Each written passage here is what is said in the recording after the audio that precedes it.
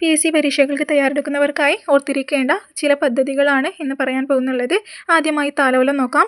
കുട്ടികളിൽ ഉണ്ടാകുന്ന ഹൃദ്രോഗം, വൃക്കാരോഗം, സെറിബ്രൽ പാൾസി, ഓട്ടിസം, അസ്ഥിവൈകല്യങ്ങൾ, സിക്കിൾ സെൽ അനീമിയ, ഹീമോഫീലിയ തുടങ്ങി എൻഡോസൾഫാൻ ദുരിതബാധിതരുടേത് ഉൾപ്പെടെയുള്ള രോഗങ്ങൾക്ക് സർജറി ഉൾപ്പെടെയുള്ള സൗജന്യ ചികിത്സ നൽകുന്ന പദ്ധതിയാണ്.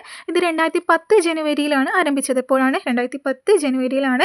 18 വയസ്സിന് താഴെ പ്രായമുള്ള കുട്ടികൾക്കാണ് പ്രയോജനം. എത്ര വയസ്സാണ്? താലോലം എന്ന് പറഞ്ഞാൽ നമുക്ക് ചെറിയ കുഞ്ഞുങ്ങളല്ലേ, അപ്പോൾ 18 വയസ്സിന് താഴെ പ്രായമുള്ള കുട്ടികൾക്കാണിത് പ്രയോജനം.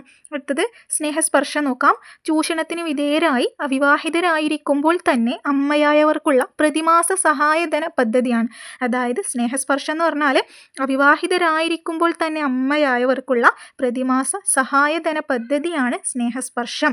ശ്രുതിതരംഗം എന്താണ്? നമുക്ക് ശ്രുതിതരംഗം എന്ന് പറയുമ്പോൾ തന്നെ നമുക്ക് കേൾവിയുമായി ബന്ധപ്പെട്ടായിരിക്കും അല്ലേ. അപ്പോൾ ബധിരരും മൂകരുമായ കുഞ്ഞുങ്ങൾക്ക് കോക്ലിയർ ഇംപ്ലാന്റേഷൻ സർജറിയിലൂടെ കേൾവിയും സംസാരശേഷിയും ലഭ്യമാക്കാനുള്ള പദ്ധതിയാണ് ശ്രുതിതരംഗം. എന്താണ്? ബധിരരും മൂകരുമായ കുഞ്ഞുങ്ങൾക്ക് കോക്ലിയർ ഇംപ്ലാന്റേഷൻ സർജറിയിലൂടെ കേൾവിയും സംസാരശേഷിയും ലഭ്യമാക്കാനുള്ള പദ്ധതി ശ്രുതിതരംഗമാണ്. ഇത്രയുമാണ് ഇന്ന് പറയാനുള്ളത്. വീഡിയോ ഇഷ്ടപ്പെടുകയാണെങ്കിൽ എൻ്റെ ചാനൽ ഒന്ന് സബ്സ്ക്രൈബ് ചെയ്യണേ. Okay, thank